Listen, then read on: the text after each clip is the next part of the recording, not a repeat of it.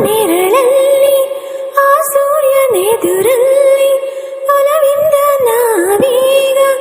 ಈ ಗಂಗೆ ದಡದಲ್ಲಿ ಒಂದಾಗಿ ಸವಿಯಾದ ಮಾತೊಂದ ನುಡಿವ